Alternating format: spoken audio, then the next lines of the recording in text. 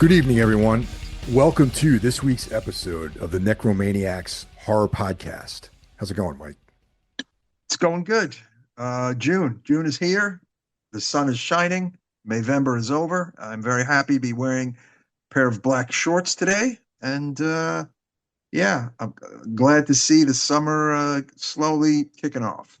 Yeah, definitely summer's around the corner. My wedding is next week, so that's kind of That's cool. right.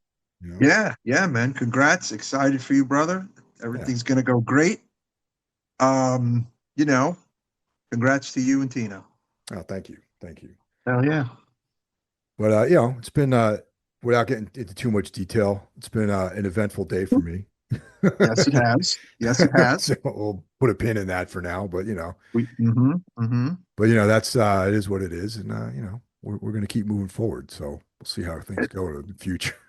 Yes, exactly. 2025 has been, oh boy, it's been a year for you, for me, for some of our listeners. And, it continues to unravel. Yeah, And who knows what's next, right, Mike? that's what I'm saying. But I was hoping 2025 would pan out a little bit better than it has been, but so far it's been kind of Mhm. difficult. Yeah, definitely difficult. We know people out of work. We know people dealing with, health problems or personal problems and deaths and all sorts of unhappy stuff. But we hope you come to this show, listeners, for a little bit of light in the darkness. Even though we deal in horror movies and all sorts of depressing crap sometimes, we hope we're entertaining you, right, Mike? That's right. That's right. Yep. So, maybe before we get going too deep, let's give a shout out to the other horsemen. Because as you guys know, if you listen to this show, you probably listen to the other horsemen of the podcasting apocalypse shows as well. Mhm. So, kicking things off every other Monday, we've got Brandon Legion's Horror Wolf 666. On Tuesday, the greatest metal podcast in the land. I'm talking about Jackie Smith's Into the Necrosphere for all of your extreme metal needs. Hit that subscribe button for Into the Necrosphere. What about Wednesday, Mike? Well, Wednesday, we got two for Wednesday. Remember two for Tuesday? Well, now it's two for Mm-hmm. Wednesday. We've got Yep. Everything Went Black, which is my podcast. And the next few episodes should be, without giving too much away on that, should be fun. We got some Yeah. fun guests coming up on Everything Went Black.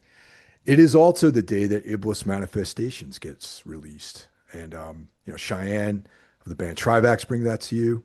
And if you haven't, I'm sure you have, but if you haven't checked out Trivax yet, do me a favor and check them out because they're a great band. Yeah, I need to fuck with that brand new record that just came out on Osmos. Mad props to Trivax for sure. And Wednesday, But Thursday, we we're at oh, Necro Thursday. Thursday Sorry already. about that. Yeah, Yeah, a little thrown off there. Thursday, folks, you have the Necromaniacs Horror Podcast. You're listening to it right now. Make sure you are subscribed. Make sure you listen each week. And make sure you tell a friend for all of your horror film needs. Right, Mike? that's right. That's right. It's also Carl Hikara brings you Soul Knox, so that's something an added treat on Thursdays. He puts 2 episodes a week out. That's right. Yeah, Coming to you on Friday. Why, it is my brother John Draper and his cohorts, Bisha O'Brien and Shaheen, with Spitball Media.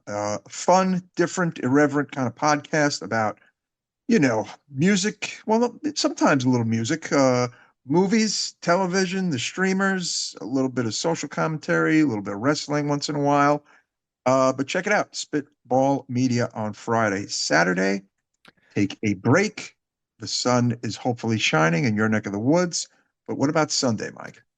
Sunday, Call returns with Soul Knox Day 2. And if you're into anything dark, esoteric, interested in the occult, that sort of thing is what Carl specializes in. And he and I are doing a collaboration called Darkness Weaves, which discusses the work of Carl Edward Wagner. So there you go. That's a full week of excitement for you guys. Excellent. No callers this week, huh? Nope, no callers this week. Jeff Kashid is back, as you guys know. Mm, So that's yes. cool. I'm sure we'll, Welcome this back. we've been running some you know, real quick and through the schedule here just because I got my wedding next week and we're trying to bank a couple of episodes so I can have a little bit of All right. downtime. But if you want to call us, you can reach us at 908-913-0782. Drop us a line. Let us know what you think of the show, or maybe give us a recommendation because we've been known to get some good recommendations from you guys. Yeah, we sure have. And we appreciate all the support. Please give us a call, leave us a message. We love it. As far as what I've been checking out, Jane and I finally finished that Netflix true crime doc, Fred and Rose West, a British horror story, and it was really good. And it's funny, it dawned on me that the a British horror story tag was also used in that 2022 Jimmy Savile doc on Netflix, Yeah. a British horror story, which I guess kind of went over my head, which was also really good and really disturbing in its own right. But yeah, listeners, check it out. Fred and Rose West, a British horror story, really solid true crime, really fucked up, definitely not boring. Yeah, I'm digging this. I'm looking forward to the next installment of a British horror story from Netflix. The there's something on Max called Mortuary, which we just Mm, started watching. It's like how is that? disturbing. Okay, I'm gonna watch it Yeah, tonight. no, it's continuing with the true crime theme. It's yeah, it's a really, really uncomfortable story. And definitely, the first episode's out. It's a docu-series. Not sure when episode two's dropping, but definitely check it out. If you're into true crime, which more and more I've been watching a lot of that. So kind of Yeah, mhm. a lot of good stuff out there, a lot of good docu-series out there right now.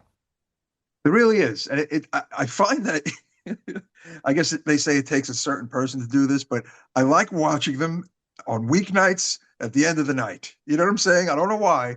Although there's technically they say you're not supposed to be watching that at the end of the night on a weeknight, but you know what? That's when I seem to enjoy some of this content. I don't know. Um, but I guess it's why we're horror fans. Aside from that, I finally finished season two of The Last of Us. I will say that I honestly, I'll count myself as a fan of the series. I felt 7 episodes was, I mean, that's not a lot, man. I felt kind of a little let down by the volume of the season two there. Um, 7 episodes is real brief, but it did have, I'm not going to ruin it for anybody. It had, the cliffhanger ending, and it was pretty fucked up. Uh, I'll go on record as saying I didn't hate this season as much as a lot of people seem to have hated this season. And Mike had sent me a link where apparently the viewership dipped some 50, 40% or something like that. That's a lot, Mike. Yeah, it is a lot. A lot of people just tapped out on that show for some reason. I I watched the first two episodes. I'll probably burn through the remaining episodes just to give it a Mm, shot. And yeah, I'm gonna continue to watch third season three when it comes out too. So I am too. I mean, I again didn't hate it as much as a lot of people. Just man, just venomous about this season two. Apparently, a lot of it's coming from the some of the video gaming community as to how the whole story unfolds and this and that. Not a video game guy. I'm never gonna probably play the video game. I look at this as a TV show, so I'm looking at it from a different lens. And I also don't know what's coming next. I don't know who's gonna die. I don't know who's gonna live. I don't know the outcome, Mike. So to me, it makes it kind of more fun that way. No? yeah, no, it does. It's I am not a gamer, so I don't have any skin in the game when it comes to that. So I Yeah. just thought the first season was great. The two episodes I saw were a little bit old hat in some ways because it was like, okay, Mhm. I've been down this path before with like The Walking Dead and Yes. various zombie movies and shows. So I was like, all right, you got to show me something new. But I'm Mm. gonna continue with it and I'll see where it goes. Yeah, exactly. I mean, and it's 5 more hours. You could, potentially commit to just 5 more hours since there's only 7 episodes if you call the first two. Um, but yeah, I mean, again, I don't know what's coming. I mean, look, to the Walking Dead TV show's credit, they completely at some point stopped following the comics, so you really didn't know what was coming next for the most part. Which was a good thing. I think it went on way too long, but that's another story. Uh, whereas the comic had a definitive ending that I think definitely didn't outstay its welcome. But you know, I think they want to do 2 more seasons of this show, I believe, and hopefully we get them. But yeah, definitely going to check out that mortuary. Sounds sick. Yeah, yeah, for sure. And then, other than that, just been like reading a bunch. There's an author I've been really digging called Joel Lane, who's a British Hmm. author, weird fiction guy. I finished up some sci-fi, some hard sci-fi, stuff like that. Like every now and then I'll take a plunge into some science fiction, you know what I mean? But usually that kind of science fiction I like has like some sort of horror element to it. Okay, that's really cool. Um, yeah, I got to see what we're going to watch next. A few things I really want to check out that maybe I haven't checked out yet. I'm sure on Shudder or on Netflix or the other streamers. And I got to finally get to the Daredevil Born Again, which I'm still not at, but now I can, carve out the time for that. I love Daredevil, so the Punisher and Kingpin and all that shit. So they've definitely got me there. Looking forward to the Superman movie next month. Definitely going to Yeah, see that in the theater. totally. Yeah. Um, and I may see the Fantastic Four movie in the theater because all this Galactus stuff has me pumped, Michael. I gotta say. Yeah, Galactus rules. He's one of my favorites, actually. Mm. Yeah. Real quick shout out. So we played with Profanatica over the weekend, and Yes. our friend Henry's son, Alan, showed up, Mhm. and Oh, he did. Oh, yeah, awesome. and nice, very talented young man, Oh, and 100%, man. he turned me on to his Assaulted Christ project, Yes. which outstanding. And our outro for this episode is Hell's Sex Slave by Assaulted Christ. So check them out Yeah. if you're into black metal. Alan is like a virtuoso, man. The dude is like super, hmm super talented, and he's a super young guy, man. It's really Yeah. exciting for me to see young people getting into good music. He's only 18. He's been in the extreme metal world for several years. He can sing, he can play drums, he can play guitar, he can play bass. He's in a couple of projects. Known him since he was a wee lad, obviously, as Hank is Inhuman. But yeah, it's really cool to see what he's into and all his friends. They all like all the heaviest, most brutal, darkest, harshest shit, which is really wild to see kids that age into some of those bands. But that's great. Yeah, I wanted to get out there. I could not get out there, but I wish I did make it. Tell us a little more about the gig, Mike. Oh, it was great, man. It was packed. It was Hmm. everyone had a great time. All the bands were sick. Um, some of the Tombs members did double duty. Their other band, Putrescension, played first. Hmm. And Okay. yeah, it was great. Morpheus Descends, a legendary New York City area death metal band. Mhm. Just good times, man. Good vibe. You know, Dingbats is one of the best metal venues in the Northeast, I would say. Oh, definitely agree there. Yeah, absolutely. But any Pro Fanatica antics or just the standard set? Just standard stuff, man. It's like, different lineup. We got some new members. Actually, the guitar player Rich is like an old member coming back to play with the band again. Hmm. And yeah, it was just all good, man. There was no real crazy stories or nothing. Sometimes like stuff like that happens at Pro Fanatica shows. Yes. But but nothing in on that level really happened. It was just everyone played, we had fun, everyone had a great time, and that was all you could really ask for. Excellent, man. Excellent. I'll try to find some YouTube footage. Real quick, I'm just going to plug my own band, Inhuman, is playing at the Brooklyn Monarch on Saturday, June 14th, for the Rich Hall Celebration of Life show. We're going to be playing with Cave In and Converge, and Today is the Day, and Ensign and Shutdown and Lock and Vacancy, and it's going to be really good time, and looking forward to that for sure. Yeah, it's you know, the day after my wedding, so unfortunately, Yes, you will I not will be not there. be making that. So, but I would be there otherwise. You would be there otherwise. I'm sure you would. Yeah, they're doing a show the night before at Warsaw as well, with a totally different lineup. Um, yeah, and all the money's going to Rich's wife and kid, which is great. And then they've announced another show on the West Coast for him that I saw that Indecision is playing and a bunch of other bands. So, it's good. It's for a good cause, man. Yeah, Absolutely. no, Rest in peace, totally. Rich. Rest in Yeah, peace, Rich. Good, one of the best. yeah, man. Great guy.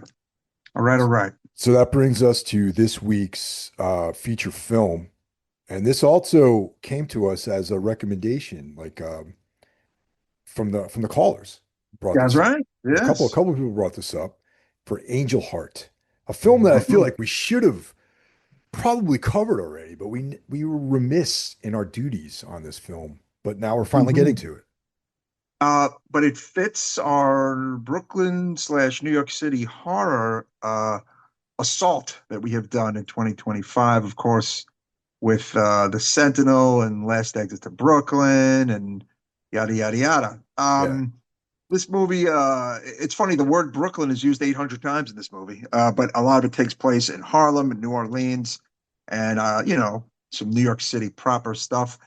I got right out of the gate. I just want to say, I got Last Exit to Brooklyn vibes from the beginning of like from this movie right from the jump, and I'm almost thinking maybe it was because of the time period, Mike, that late '80s dark movie vibe. Did yeah, did you get that at all? I did. But yes, I did. However, Mhm. this one is not as desolate as, say, Last Exit to Brooklyn. No, not overall, but one could argue that ending is right. The Oh yeah, ending well, of the this ending, movie is yes, pretty yeah, bad. yeah, Yeah, the very end. yeah. Yes, absolutely. No, I don't think it's as bleak as Last Exit to Brooklyn.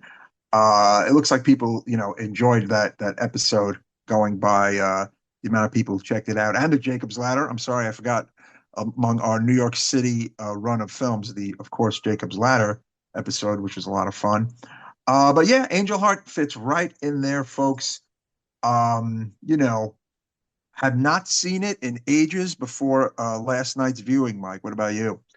This is a movie that I watch at least once a year, probably. I really enjoy this movie.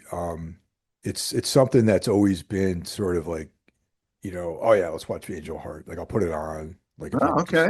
just, it's a movie I watch frequently. So it was directed by, and the screenplay it was written by and directed by Alan Parker, Hmm. who is actually a pretty well-known big name. He won awards for Midnight Express and Mississippi Yeah. Burn. Oh, absolutely. Yeah. A little bit about Alan Parker. Give him his props. He's made a bunch of movies that I love, going back to Bugsy Malone in Yeah, Bugsy Malone, 1976. Evita. Younger listeners may not know about that movie, but you should check that out. It is a musical drama from 1976. Just check it out. As you said, Midnight Express, the 1980 Fame, which is actually a really good movie in its own right, that has a very dark angle to it towards the end as well. He did, of course, Pink Floyd's The Wall in 1982. To me, one of the best musical, rock, whatever movies ever. Uh, Angel Heart, Mississippi Burning. He also did this movie that I remember as a kid called Shoot the Moon Yeah, I that remember I that one. just kind Yep. of wanted to check out. It's a drama. Yeah, yeah, Yep. with a really strong cast, which I now may check out as a result of this episode. But yeah, he was no joke. And then in the 90s, he did Evita with Madonna. I mean, this guy was fucking honestly an auteur, Yeah. Alan Parker. Yeah, So this is probably one of his more lower profile films, even though it's a pretty well-known movie. You know what I mean? yeah. Yeah. Agree. Yeah. It was based on Falling Angel by William Hjortsberg in a book that was written in 1978. And there was actually a sequel to that called Angel's Inferno, which came out in 2020. Oh, wow. Yeah, Okay. yeah, I read both of them. And it's interesting to see this as a sequel, because it's like the further adventures of Harry Angel, actually. Wow. Yeah. Okay. You know, uh yeah, there's differences. I recommend reading Falling Angel, definitely. Hmm. If it's like if you're into that occult detective, like noir kind of thing, definitely it's up your alley. It's gritty, it's got the Satan element to it. It's really cool. Hmm. It's funny you say cult detective, and the minute you said that, I thought of Hellblazer. But in this case, he's an accidental occult detective. This guy. I mean, Yeah, nothing in his life was up until falling into this case, so to speak. I mean, we'll get into that a little further, but it wasn't necessarily something he probably ever thought about until this fell in his lap, and he learned about, well, just who he really was. Yeah. right. It's 113 minutes long and was released March 6th, 1987, which is for that time frame a pretty long cut for a movie, really, if you think about it. Yeah, definitely. I know this movie had a TV iteration, it had a theatrical iteration,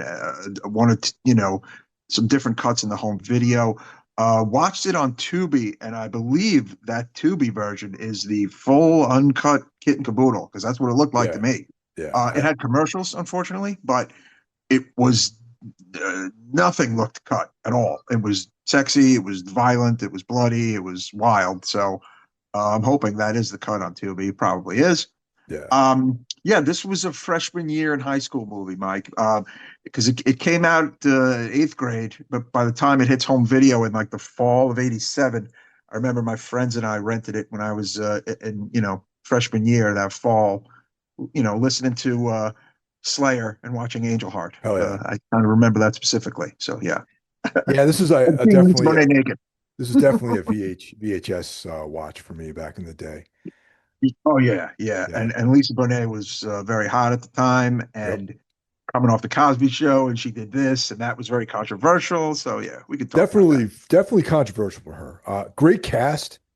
We've got the great Mickey Rourke as Harry Angel, and this is like Mickey Rourke probably in his prime, I would say. Oh, totally. Yeah, he's already done Diner. He's the 9.5 weeks. Pope of Greenwich Village. Yeah, and of course this is his original face. So yeah, we got to see what Mickey Rourke originally looked like. Mm. Yeah, he was like definitely like a Hollywood heartthrob, I think, right? When you say? Oh yeah, yeah. He, good-looking guy, masculine guy, made cool movies. Like women liked him, and like me and all my friends liked him. Like he was like if we saw he was in a movie, it was going to get rented, basically. Yeah, 100%. Yeah, he was one of those rare actors where both men and women liked him for sure. Yeah. Like an older Matt Dillon, Michael. Like Yes. honestly, all the chicks like Matt Dillon, and all the dudes like Matt Dillon. Yeah. The great Robert De Niro as Louis Cypher plays in this as well. Hmm. We'll talk Yes. about him as time goes on. The wonderful Lisa Bonet as Epiphany Proudfoot.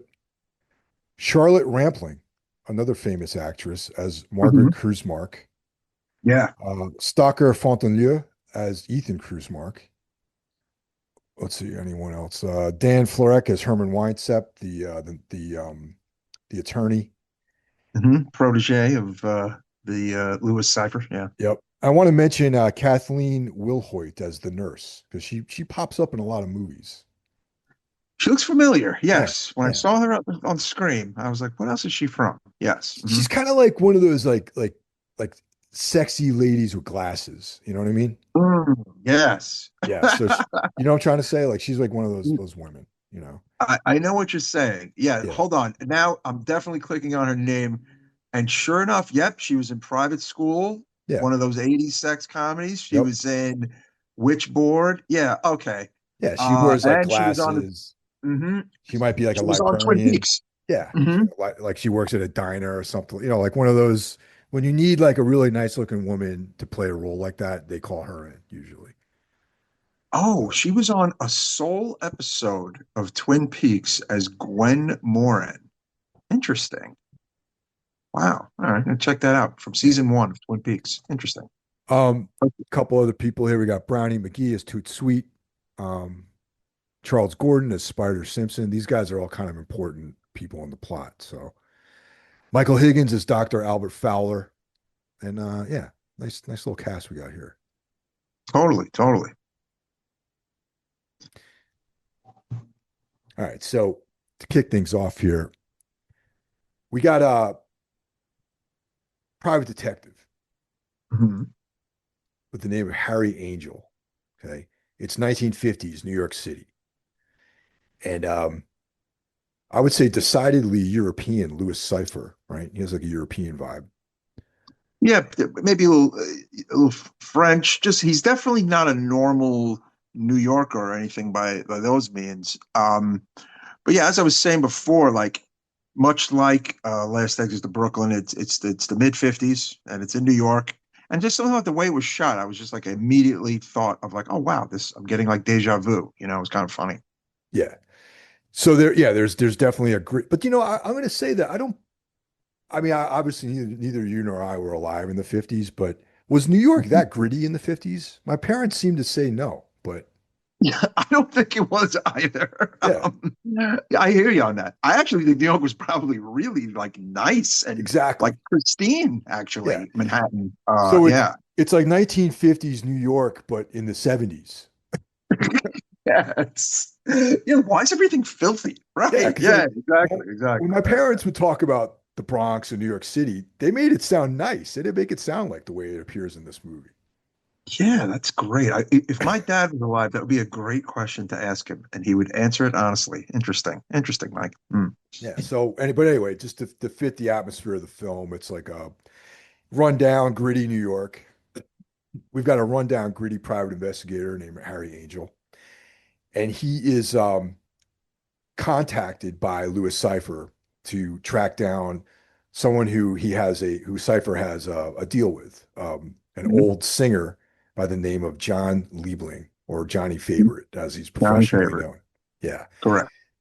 So Cypher's got like a very interesting vibe. It's played by Robert De Niro. He's like you said, you might say not the typical New Yorker, but in some ways he is the typical New Yorker. He might be from Mm. somewhere else, someplace exotic. He sort of exudes this sort of erudite charm, but in a very dark sort of way, right? He's a little intimidating, like that sort of thing. Yeah, he has that interesting beard. He's got the cane, and of course, as viewers of the movie know, he's got those fingernails, Yep, Michael. He has the long, for a guy in the 50s, for a guy at any time period, long, kind of sharp-looking fingernails. yep. Exactly. And he's got a pentagram ring that he wears. Yep. Right. So after watching this movie many, many times, this opening scene is like interesting because Cypher is looking at John Harry Angel and he knows exactly who he is. Mm. You know what I mean? Like Yeah. so Harry asks him, he's like, how'd you find me in the phone book? Angel is like, or like one of the first names you come across. And he just kind of shakes his head. No, that's not how I found you, but he doesn't offer any reason why. Yeah. I have a question right out of the gate, though. Lewis knows who he is. You know what I'm saying? Yeah. He knows everything, right? Why put him through all of this? I have an answer for that because that's something that I have contemplated Okay, myself too. okay, Yes, okay. I All do. right, And this, all right. I feel like I might be right on this. All right. Now, John Milton, the guy who wrote Paradise Lost, okay, Uh-huh. the story of Lucifer's fall from grace, okay, and Hmm. obviously Louis Cypher, Lucifer, right? Right. He loved God so deeply and he had such remorse, such disdain for the human race. That's why he made Hmm. war on man. Like he created all of these temptations and all these complexities to torture mankind, right? Hmm. So, of course, we have the age-old tale here of someone signing over their soul to achieve something in life, right? Now Right. that kind of offer is made by somebody who knows that the deck is loaded in their direction. You know what I mean? This Yeah. person's gonna Hmm. fuck up. They're gonna achieve some of the things they want, but then their life is gonna be filled with misery, and ultimately they're gonna give up their soul. Hmm. So that's why I believe Louis Cypher let all this stuff play out because Harry Angel suffers through this whole movie, Mm. you know, and not only does he want to collect his you know, his collateral on this, like, but he also wants him to suffer, essentially. So He that's he my does want. Well, he is the devil. Number one, yeah, he yeah, wants mankind to suffer. He wants him to suffer. He did sell his soul to the devil. But here's the thing, though. Johnny Angel, listeners, jump ahead a little, is completely unaware of all this. yeah. And Johnny Angel has actually, technically, as Johnny Angel, done nothing wrong at this point. At this point, you know? And he's just been summoned by this weird guy to find this old singer who has kind of disappeared. And we'll learn a little later how that all kind of, ties itself together. But uh, I feel bad for him, Mike, because he has been tricked. And he was an innocent soldier at one point. Like, you know what I'm saying? Like, he didn't, this was really the fault of Johnny Favorite, not the fault of Angel, is what I'm getting at. Would you agree? I do, I do. Mm. But and this is something that I mean, you know, the cat's out of the bag at this point, so we might as well just like rip with Yes. it. I mean, this movie came out in 1987, so if you Yeah, know, exactly. Spoiler alert. yeah. Yes. So really, yes, Johnny Favorite, aka Johnny Liebling, was you know, a crooner, Brooklyn Hmm. guy, you know, trying to make it in the world, and Right. he entered into a contract with Louis Cypher, the devil, Lucifer, to get all, you know, fame and fortune. Yeah, Okay. he was an occultist. We have to mention that. He Yes, he was was an he was an occultist. occultist. He Hmm. was involved with the cruise marks, you know, and Hmm. you know, they were also New York City occultists with ties to New Orleans. The proud Evangeline Proudfoot, you know, who she was also someone who was An like occult. Hmm. an Yeah. occultist in New York Hmm. City. Um, and but then he wanted to trick his way out of giving his soul to the devil. Correct. Right? So that's kind of like where he it wasn't going to turn out good for him anyway. You know what I mean? Right. That's where Harry Angel comes into play, listeners. And I guess we'll get to that. But Yeah, we'll put what we put out there already. But we can get to the ending, so to speak. Yeah. yeah. So once again, you know, Louis Cypher offers Harry Angel um, a nice sum of money for that period of time to investigate this case of trying to find a missing persons. It started out as like a missing persons case, you know, and even Harry was even put off a little bit by that because he even said he's like, you know, I don't get into too many heavy things, you know, Mm, that's right. divorces, you know, I don't do anything, you know, murders, none of that's not my bag, you know what I mean? And he's like, so I'm not used to, you know, getting involved too heavily with people and this type of thing. So then he shows him the money and he's like, well, you know, on second thought, you know, maybe maybe I could do this for you. Yeah, he changed his mind. Right. Yeah. So the whole crux of this thing starts with you know, according to the story, John Liebling comes back from he gets drafted, he goes to the war, he comes home and he's got like you know, he's injured, you know, PTSD. And for all intents and purposes, he's a vegetable. And they put, you know, to use it in a very insensitive term that they use in the film.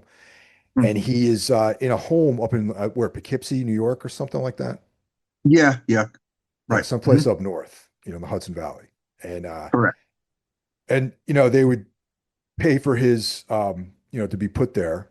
And then they decided one day to drop in, and he wasn't there. You know, there was no straight trace of him. So Mm. So what happened to Johnny Favorite? You know, what happened to John Liebling?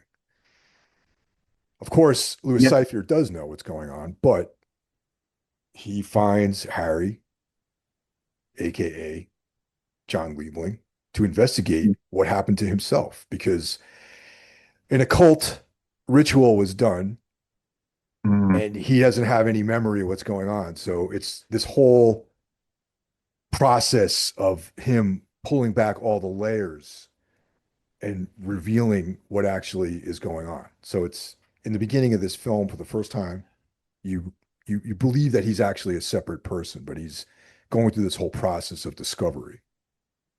So the somewhat abduction of Harry Angel by Johnny Favorite and his crew, so to speak, happens around 43, right? Yeah. Something like that.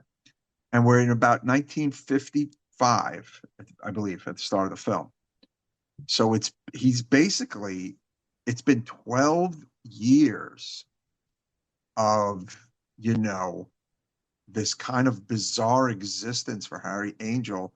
But again, you got to take a real leap of faith here because it is a little confusing, you know, um, because it's like, well, then what was Harry Angel's life like before the occultist got a hold of him? You know what I'm saying? He was just seeming like this young guy, about to be shipped out or coming back from being shipped out. You know what I'm saying? Yeah. Um, and at some point, he becomes a private detective, and he's living a fairly normal life in New York until Cypher, the devil, decides to kind of pull the card, I guess you could say. Yeah, I mean, you can imagine that the devil has like a lot of nefarious deeds to stay on top of. So maybe Right, exactly. his deal with Johnny Angel, aka Johnny Liebling, aka Harry Angel, or aka Johnny Favorite, like was Mm. probably not high on his list. But some, they decided to look into it and check up on things and see, because they were spending money on keeping this guy in the home, and they when they realized, oh, geez, he's not here, we got to find out what happened. And that's when the wheels started turning, you know, and then Yeah, I mean, exactly. Well, it's also important, listeners, that Favorite and Angel apparently resembled each other, which is the reason why they grabbed him they that had the same fateful birthday night. too. They had the same Yes, birthday. exactly, exactly. Um, and he assumed his identity. But the problem was, while under that assumed identity, he did get drafted and shipped overseas and suffered facial trauma and amnesia, Yeah, which is thus the whole reason why Louis Cypher is having issues finding him, even though he is the devil and kind of sort of knows everything, or at least probably the devil knows everything about people who are under his contract, Michael. I'm going to assume that. The yeah. devil So might not have all the same powers as God. Let's be yeah, honest. He might not. but Right. he probably once he got the double cross was put in is probably when he got a little vengeful, I think, and that's why Yes, he decided, well, this exactly. guy's trying to skate from underneath this deal I made with him. I got his name written in blood. His soul is mine, so I'm going to make him suffer. And I'm not going to only make him suffer. I'm going to make all the people around him suffer because everyone suffers that's connected to him. Right. And the other devious thing about this from our Satan here, Louis Cypher, is knowing that I've got him and he's right here. I have found him. You know what I'm saying? Yeah. But I'm gonna make him in his form go through all this terrible shit, you know, because he double crossed me. There's a lot of layers, Mike. It's Yeah. dark. It is a Yeah. dark film because not only that, but he's like unknowingly committing murders too. Yeah, Like that's the other thing, listeners. yeah. There's a series of murders in the film. Pretty much everyone Mickey Rourke, Harry Angel comes across while searching for Favorite, everyone he comes across is murdered, and pretty much everyone he comes across has at one point been an associate of Favorite in his old guise, his old face, Yeah. basically, Yeah. except for maybe two characters, you know. Um, which is also interesting, which is probably why he is able to kind of live and work freely because he looks a little different. He does not look like Favorite. Yeah. Um, but yeah, it adds to kind of the sadness and the darkness knowing that at the jump, once you've seen this movie and you think about it and read about it, like Mike and I have, that, you know, his fate is pretty much sealed, but the devil's going to do devilish shit and horrible shit and just, make everything all the worse. Yeah, so there's a nice scene out in Coney Island, where he Mhm. goes down there, he's trying to, gain information, and there's a woman who had a stand out there, reading palms, and Mm. that's where he finds out about Margaret Kruzmark, who was using an assumed name, who might have some information about Johnny Liebling. So, nice scene. He talks to Sideshow Geek, basically. The guy, he asks him what he does. Yes. He's like, I bite the heads off of rats. Yeah. I mean, again, I don't know. I mean, that moment in particular in Coney Island is definitely Coney Island. Yeah. You'll Mhm. see it if you're a Brooklyner or a New Yorker. Yeah, they got the Wonder Wheel in Um, the shot there. right, exactly. I'd have to do some more research to see just where everything else was filmed. I imagine some of it was, soundstage and whatnot. I believe the New Orleans locations were New Orleans, which were pretty cool. And then I guess you could say we get to an even darker layer of the film that involves Lisa Bonet's character, huh? Yeah, yeah, because we've got the Evangeline Proudfoot character who also was in love with Johnny Favorite as well as Margaret Kruzmark. They all had this guy Mhm. was like a bit of a ladies' man, right? Yes. Evangeline and Johnny had a child, aka Epiphany, who was played by Lisa Bonet, Yeah. right? So Harry Angel is investigating down in New Orleans, and he discovers that she's also part of she's into Santeria and all this stuff, and he observes her doing a ritual involving a chicken and blood and some, Boy. sensuality, let's say. I mean, you could say she's a voodoo priestess. Yeah. Yeah, voodoo priestess. Yeah. Mhm. Yeah. Lisa Bonet, if you're of a certain age, I mean, she was beautiful. She's about 20 years old here. Yeah. She was on the Cosby Show for a few years, and she kind of left the Cosby Show.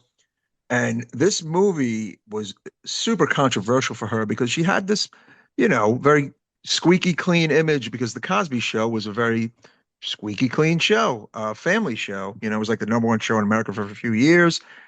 And she left and she started doing movies. And this is literally one of the first things she does. And it's fucking wild because it's, she's naked and having sex with Mickey Roarke and killing chickens and the devil. So this was some controversial shit for 1987 listeners. Do you think this kind of ruined her career though in some ways? Because what else was she in after this? You know, here's the thing. In a 2025 lens, right? This movie would have made her career Yeah. post, say, a Square TV show. Yep. Okay. In the world we live in now, right? Hmm. But in 1987, yes, this did hurt her career immensely. She did the TV show A Different World after this. And she was on that for a few seasons. And then she actually left that show. And that show actually continued without her. She was kind of like a badass girl in a way too, back in the day. Like she kind of, you know, uh, lived to the march of her own drum. She was, like a trailblazer in that sense too. Right. Um, but yeah, like ultimately she's not in a shit ton of stuff. Um, you know, of course she goes on to marry Lenny Kravitz and she's with him for a while and she married Jason Momoa and was with him for a while. Oh, I didn't realize. I didn't she was married to Jason Momoa. I didn't realize Oh that. yeah, yeah. She was with him for 7 years actually. But yeah, I'm checking out her Wikipedia page and honestly, she's in a bunch of movies that I actually forgot she was in. She's in the movie Enemy of the State from 1998. She's in High Fidelity, but that's like 2000 with John Cusack. The movie about the record store guy, Yeah. Jack No, it's Black. a good movie. Yeah, she's in that. Yeah, she's in that. But she had But kind of a small part in ultimately, that though, right? It wasn't like a yeah, major it is role. small, Yeah. very small. She did like some indie stuff and small stuff. but honestly, she's mostly known for The Cosby Show, A Different World, Angel Heart, and who she kind of, went on to marry, basically. But I forgot she was in Ray Donovan in season 4. Okay. But again, small, not huge part of the show, but she was in season 4. She had a recurring role as Marisol. I mean, she's really good looking woman. She always looked good, but was again kind of like an oddball actress who did whatever the fuck she wanted, and that's kind of one of the other reasons people admire her. I feel like. Yeah, it's I often wondered about that. Like, she was kind of poised to be like, I like at the time maybe she was hoping that maybe this role would put her, Mm. career forward because it was definitely a departure from what you would imagine her doing. But I feel like, maybe the opposite happened to her. Yeah, yeah, I feel like you're right. I think at one point she was poised to be this huge thing, right? Hmm. And even in the post Cosby thing, but yeah, she kind of ended up living a different life, and things were kind of different from her. But I don't know. I always thought she was fucking really cool, and the stuff that she did do was solid, and she's just lived the life she's always kind of wanted to live, I guess, which to me is admirable. Yeah. Yeah. So he's slowly starting to like realize that there's a lot more going on to this caper than he imagines because all these sort of things get put in front of him, and after he has sex with a what's her name there? Epiphany? Epiphany. Turns out Yes. that is his daughter. Yes. That's where things get. I mean, that's the thing. Since as you're watching the movie, you learn that he himself is the man that he's looking for, and we learn that the man he's looking for was with Lisa Bonet's mother, Epiphany's mother. Everything just kind of like the more you think about it, it's like, oh shit! Like the grime layers get bigger, Yeah. right? So Oh, and she has a child, Mike. Let's not forget. oh She's yeah, walking there's a around kid. with a child, who is, oh boy, I guess his son. Like, is that his son? Like, is it, or is it his grandson? It's just wild. Like, Yeah, it's it's hard like to the say. more you think about it, it is Yeah, hard to say. yeah. Yes. Mm. So it's Ethan Krusmark though who kind of reveals everything to him, kind of tells him the whole story about what happened, how in order to get that Liebling was a powerful like occultist in New York City, and that to get out from underneath this deal he made with Lucifer, they did this Mhm. ritual, and they found someone who had the same birthday as him, and uh, and that was he ripped out this guy's heart and he ate it, and they're sort of they merged into one person essentially. So Yeah. it was Harry Angel and Johnny Liebling basically became one person Right. existing in one body, and that's how he was able to get away. And then when he was injured in the war, technically he was still alive, so they could not collect on the debt because he was technically still Mm. alive. And then one day they were able to get him out of there. They reconstructed his face, and then he left. You know, Mm. and that's when the chase started.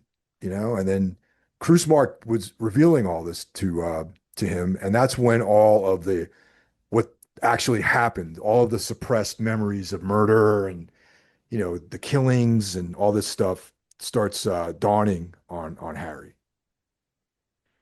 Yeah. It's wild. Honestly, the movie just really kind of ramps up, I feel like, towards the very end. I don't know. Not that I was like bored, but I felt like there's so many layers and so much backstory and so much kind of mild confusion, I think, for say a brand new first time viewer, Yeah, that those very ending scenes and very end moments really tie it all in, and really like everything kind of dawns on you towards the last, I don't know, 15, 20 minutes of the movie, Mike, no? yeah. Yeah, and then so Harry goes back to the hotel room where he had sex with Epiphany, and he finds her dead. He killed her too, and she's got her, Mm, but her son is still there. And of course the cops catch up to him. So he's getting it from both ends. He's got Satan after him, and he also has the law, who's like wising up to him and knows that he is behind all these murders that are happening. mm, Yeah. Now there's wow. something I read too, which I didn't realize. I read this more. I didn't. This wasn't apparent to me. But when the cops bring the baby out, the kid, the kid has this kind of knowing look on its face, right? The eyes glow. Mhm. Yeah. There's an implication, apparently, it's an implication that Lucifer is the one who impregnated Epiphany. Right. Yes. That was supposed Yes. to imply that. I didn't really pick that up until I read a summary of the movie. Yeah, I read that too because I mean, initially I'm just thinking, oh my God, that's the grandchild of Mickey Rourke or Yeah, somehow like, yeah, or you know what I'm saying? Um, but yeah, it's got that mild Serbian film moment when you realize that Mickey Rourke has slept with his daughter. Yeah. yep, yeah. So the police tell him like you're gonna burn for these murders, and Harry's like, I know, in hell, which is true, because Mm, now it's up.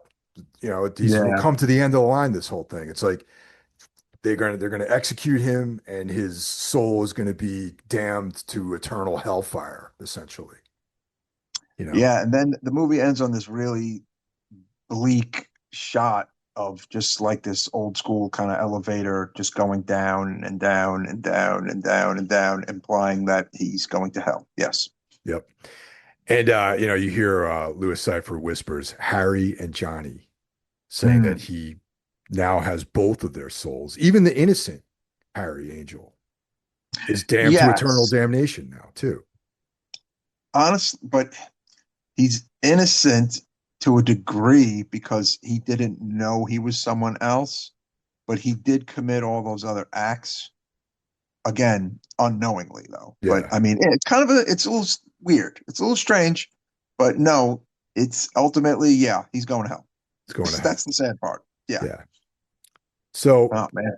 yeah, it's quite a ride, this movie. It's got a lot of good atmosphere, great Mhm. acting. It's Yeah. really cool shots. Like there's these shots of just, you know, Harry, aka Mickey Rourke, sitting in a diner by himself. Like, I don't know, just stuff like that. Like very, very stylish, very cool looking. Mm. Yeah.